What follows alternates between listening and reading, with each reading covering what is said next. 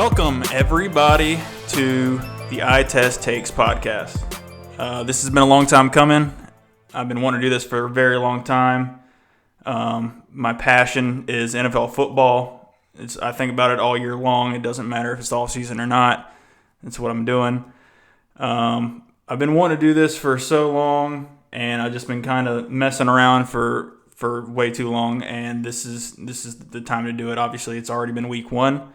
That's what we're going to end up talking about in this podcast is some recaps on some games that I've watched.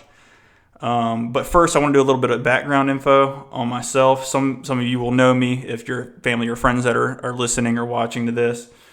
But if you're not, this is going to be the first time you've actually seen my face. And that's going to be an interesting thing for some people because you know me only through my Twitter handle, which is at iTestTakes. I created the Twitter handle, I don't know, probably about a year ago, and I've just been, throwing takes here and there out on the Twitterverse, and it's basically just I've started Eye Test Takes, and I'll kind of get to explain the name of it.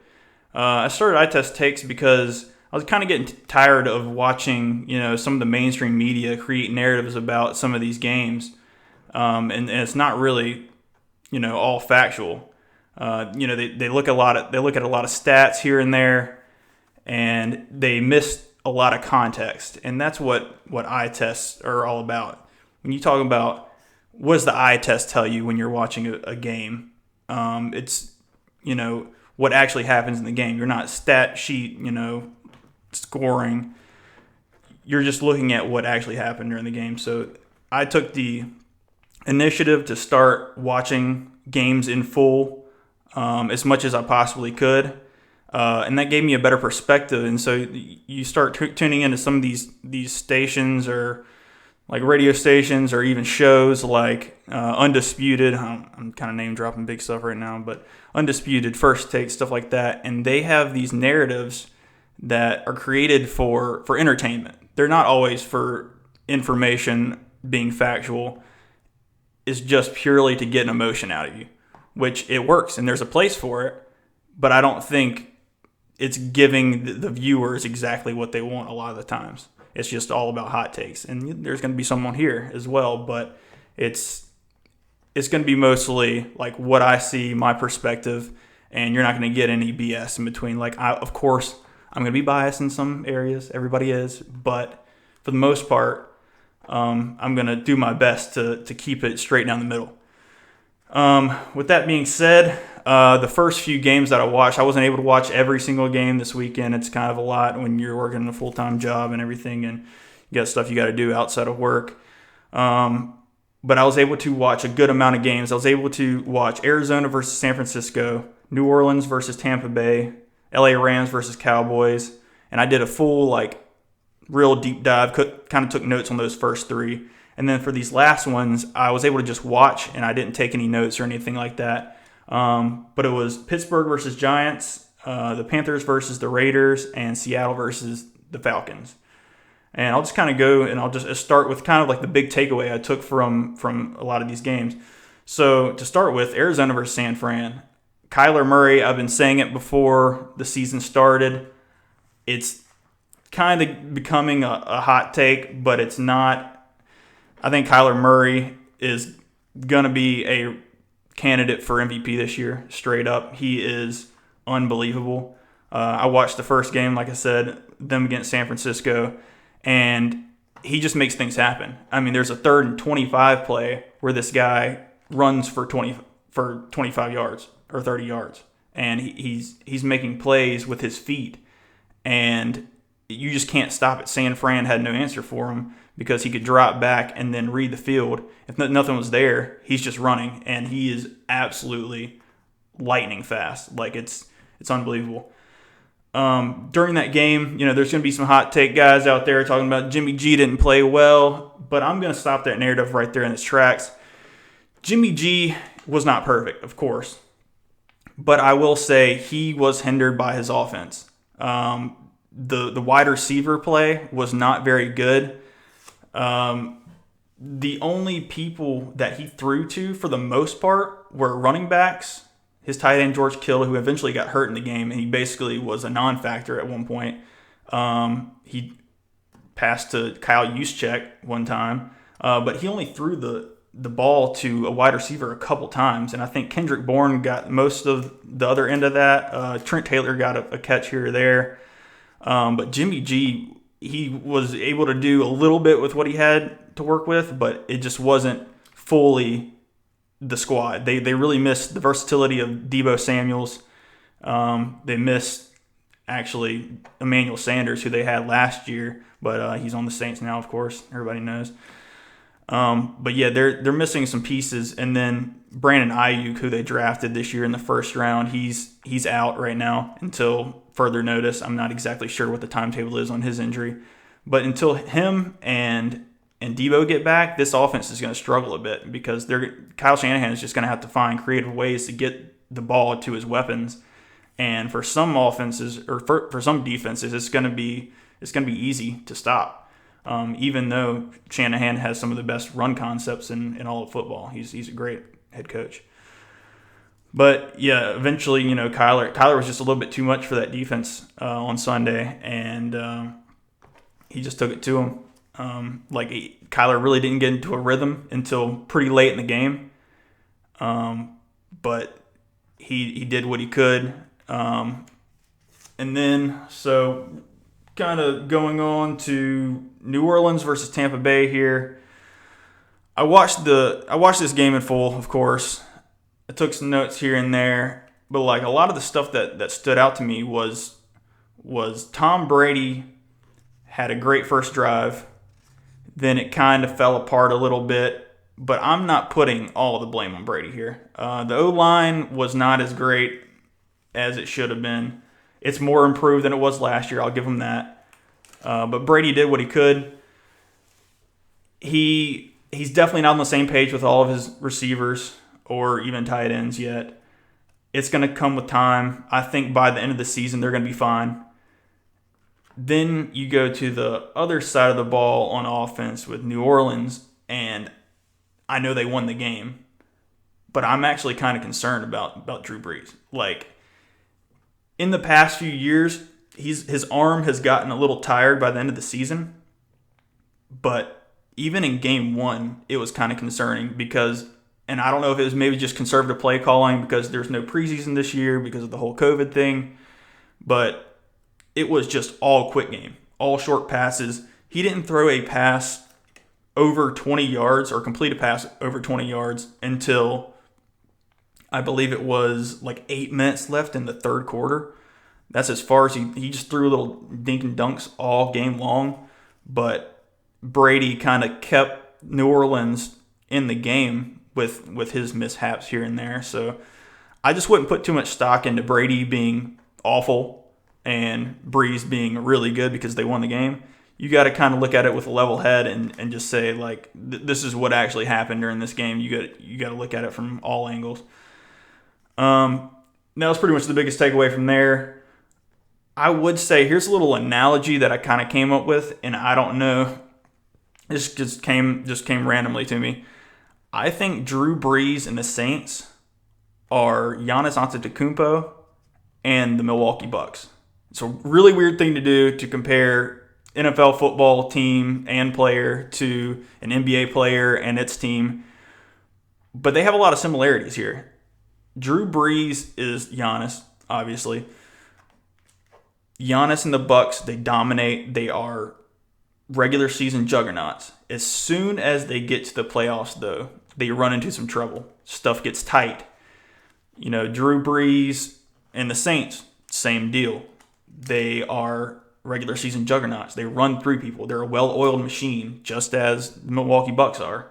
And the New Orleans offense is death by 1,000 cuts. They're gonna dink and dunk you to death. Then they're gonna take some shots, and Drew Brees is accurate enough to hit some of those. It's gonna win a lot of games in the regular season. And Giannis, they're almost the same way, where it's death by 1,000 cuts. They have a lot of slashers. They have some decent shooters. But then when it comes to playoff time, both of these teams, when it tightens up and it comes down to it, they don't have the horses to do it a lot of times. It's just Giannis can eventually in his career get a number 2 guy to take some pressure off and take a shot here or there that's going to be big for them in the playoffs, and I think that's probably going to happen eventually for Giannis. But Drew Brees at the end of his career now, and I don't see a number 2 guy coming. And I don't see that number 2 guy being on the roster at this point. I mean, Michael Thomas is a very good player, but Drew Brees has to get him the ball. And Michael Thomas, I know this is going to be a little bit of a hot take here, but I don't think Michael Thomas is as good as everybody thinks he is. Michael Thomas is a fantastic receiver. He's physical, catches the ball well. His route running is unbelievable. But when you ask him to go one-on-one with some of the best cornerbacks in football and try to take you deep, he's not that deep threat. And the Saints do not have that deep threat right now. Even though they did sign Emmanuel Sanders, he's just at that age, he's just not taking the top off the defense like he used to. But yeah, I think New Orleans and Milwaukee have a lot of similarities between them. It was just something I thought about and thought I'd share. Okay, so next game, we're going with Rams and Cowboys. The big thing that jumped out to me about this game was Sean McVay was coaching his rear off. I mean, it came down to him putting plays together that were catching the Cowboys just off guard. But it was a lot of the same plays. It was kind of odd. Sean McVay's screen game is probably the best in all of football. This dude, he's throwing a screen to everybody on the field. He's throwing a screen to Tyler Higbee, throwing a screen to Gerald Everett, throwing a screen to Cooper Kupp, to Robert Woods, to Malcolm Brown, Cam Akers. He's getting everybody involved in the screen game, and they're working almost every single time. Some of them are getting blown up because, the Cowboys, they were kind of getting some tells here and there, but for the most part, it got them the win. So it was working. It doesn't really matter. The next big thing, especially for the Cowboys, the last few years, I've been pretty worried about Zeke. Obviously, he's put up the stats. That's not the problem. It's just physically, eye test. What I'm watching in the last few years of Zeke he was slowed down. He was basically, he just didn't have that extra gear. And this year, at least in week 1, this man's back. This man's fully back. And that's not good for any team in the NFC right now.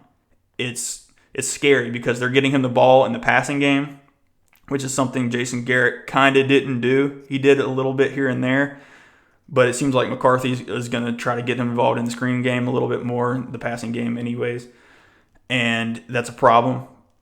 Zeke is unbelievable. His contact balance, he's a pissed off bull when he gets the ball. He's not going to just go down.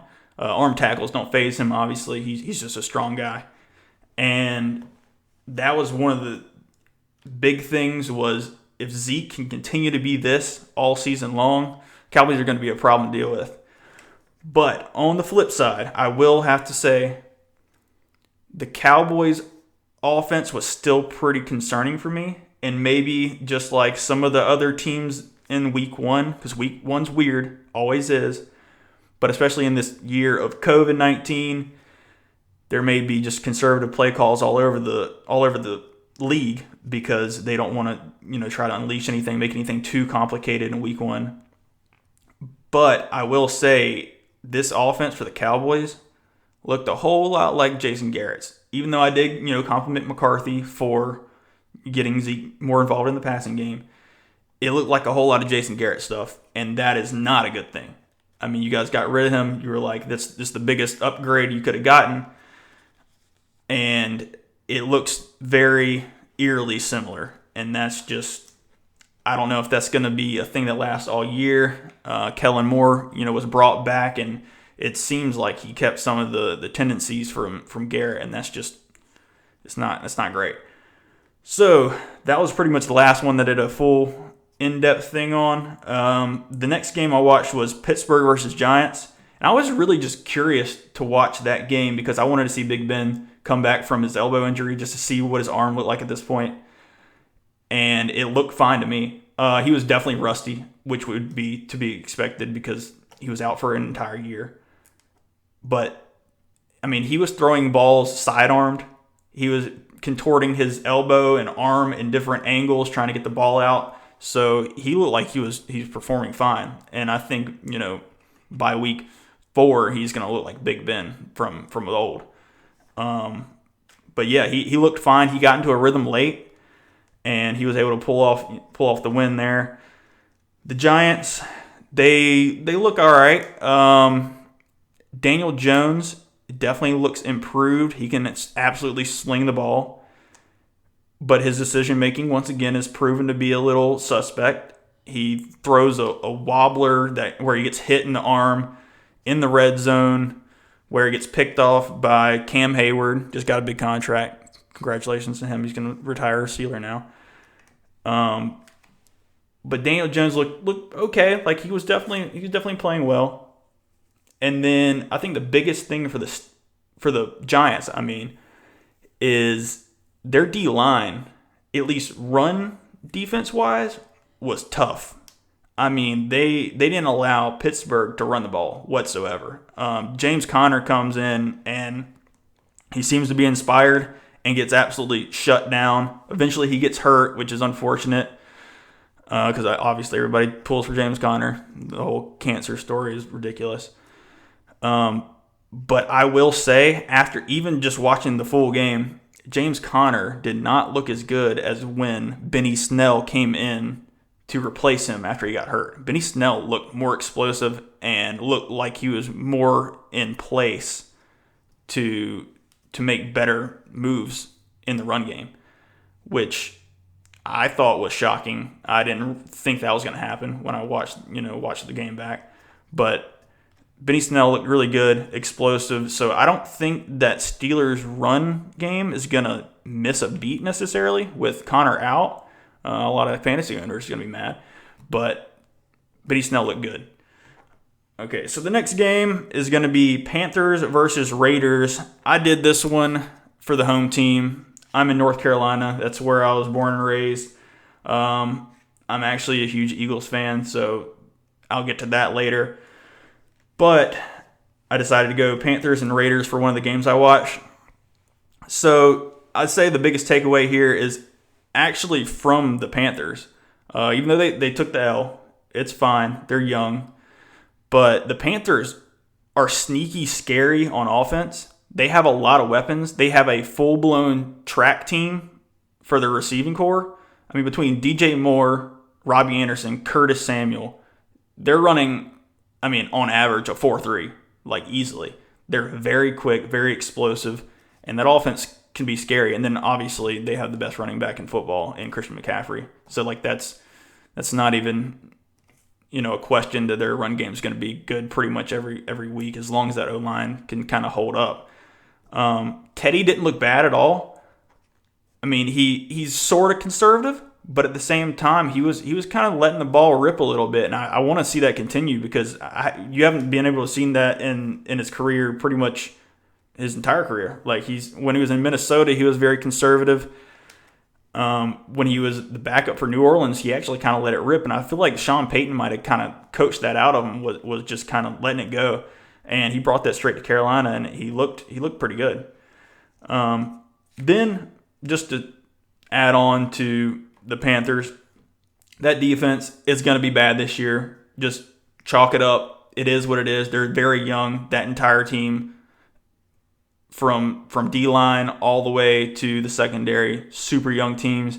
I was just telling my buddy who is actually producing this for me, Weston, huge Panthers fan. I was telling him before the game, it's never good when my team, the Philadelphia Eagles, cut a cornerback in Rasul Douglas, and he is now starting for the Carolina Panthers. That's just never a good thing to have going into a season. But it is what it is. The Panthers are young. They're in a rebuild. It is what it is. If they lose everything this year, is the worst consolation prize in the world. A Clemson quarterback that everybody kind of likes. You know what I'm saying? So I wouldn't fret if I was a Panthers fan at this point, because if you get a new QB, even though I do like Teddy, but Teddy is a perfect backup, not necessarily a perfect starter. If you get a new QB in the near future and 3 years down the road, that defense is now more veteran laden, you might have a little something special, especially with that passing game that I was saying was so explosive with those receivers. So I wouldn't be down on the Panthers for very long. And then we move to another game that I was absolutely blown away by. I was shocked what I was seeing, which is Seattle versus the Falcons. Seattle finally let Russ cook. It's been a campaign all off season long. Every media member's been on the Seahawks' rear talking about, please let Russ do Russ. Because when he's doing him, there's nothing like it in the world. Pete Carroll and in that offense have been so conservative for the last 4 to 5 years. It was run play on first down, run play on second down. It might be 3rd and 4, and you can run again. It might be 3rd and 4, and Russell Wilson gets you a nice little slant route for a first down. But when you run on the first down, run on second down again, and sometimes, which is a lot of times, it's 3rd and 8 now, and it's just Russell Wilson, please save me time, and he makes the play because he's Russell Wilson and he's just that good. That's not an effective and efficient offense at all, and it never has been. This season, I saw a totally different Seattle Seahawks offense. It was refreshing. Like, they're throwing the ball on first and second down. They're throwing the ball on first down, running the ball on second down, and then they have a 3rd and 1, a 3rd and 2. Or maybe they already have a first down. It's so much better, and I was absolutely blown away that it had changed over the offseason. Like, whatever media members Pete Carroll's listening to, keep listening to them. Because they were telling you all off season long, please change up the offense. Let Russ operate the offense, be the primary guy. And they did in game 1. I hope it continues. I really do. Because I like Russell Wilson. I wasn't a huge fan of the offense in the past. And now that it is the way it is, Russell Wilson could be MVP. And I know I already said Kyler Murray could be MVP. But I think it might actually come down between two guys in the NFC West right there. Russell Wilson and Kyler in the same division, battling it out for the division and for MVP. I mean, I know there was a whole offseason thing with, did you guys know that Russell Wilson's never received one singular MVP vote? It's changing this year. I can guarantee it from what I saw in the first game.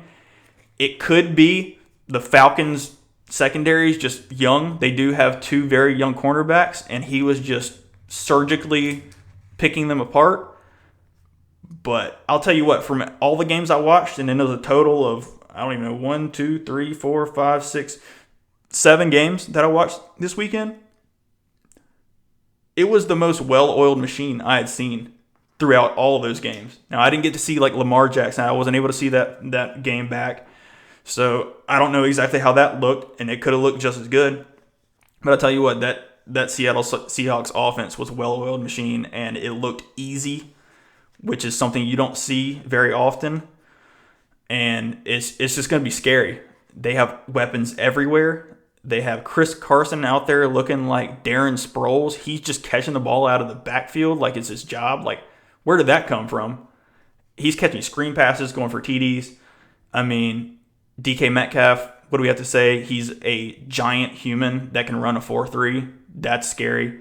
Then we have Tyler Lockett, who's just quick, and him and Russ have the same brain, so they always know where they're going to be. And it's just going to be a scary offense. Greg Olsen's there now. He scores a touchdown. I mean, he looks so savvy and crafty, and it's good to see him playing well. It really is.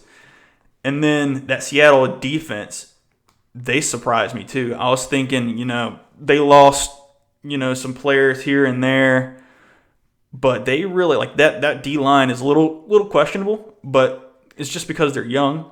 But they did look pretty good. And then you can't forget KJ Wright, Bobby Wagner. That linebacking core is always going to be good with them too.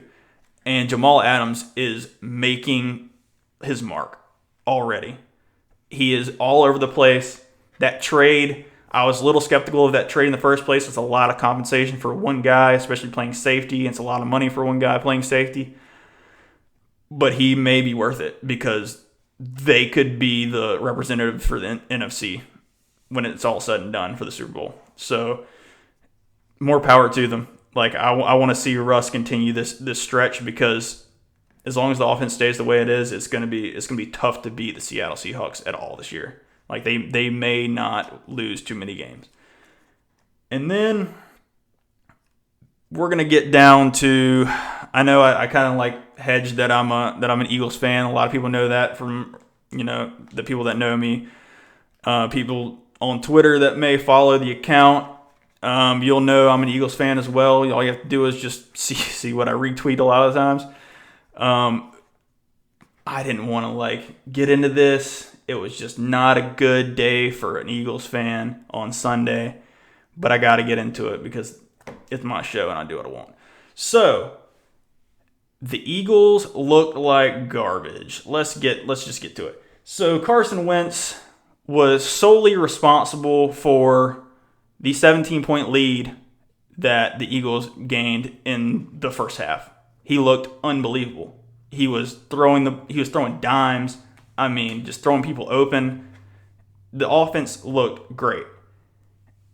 We did not have a run game, so that was just kind of the thing in the back of your head. You're sitting there like, oh, we can't really get anything going on the ground, but it is what it is. We're up 17-0, whatever. And then Carson throws a pick. Definitely his fault. The receiver should have ran a better route, but his fault for sure. And the momentum absolutely shifted. I mean, the football team, we got beat by a team without a mascot. They don't really have a real name. It's the football team right now. And they got some momentum. They went straight down the field and scored, making it 17-7 before half. And then they come out in the second half, and the Eagles get the ball back, and Carson throws another pick, once again, on him. And I think it was 4 straight in a row drives that the Redskins started in Eagles territory, and they scored on every one of those possessions, ended up scoring 27 unanswered points on the Eagles, and that was ball game. That was just it.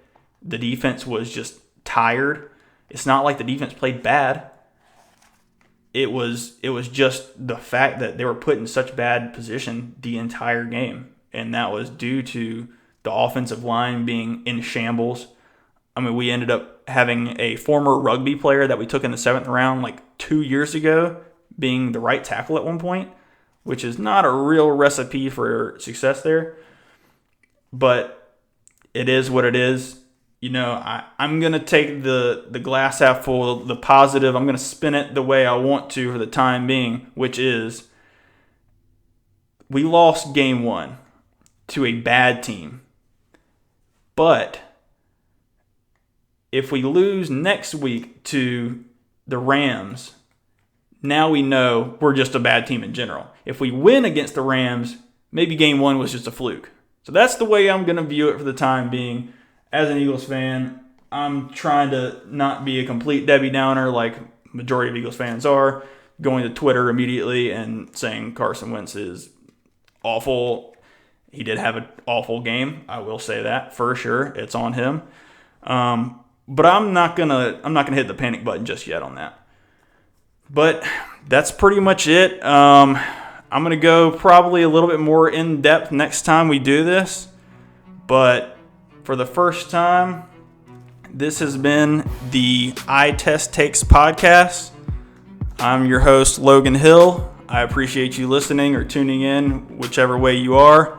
Follow me on Twitter on Eye Test Takes. The E is capital, the T is capital in test, and the T is capital in takes. But yeah, I really appreciate you guys tuning in, and I hope you tune in next time, actually. See ya.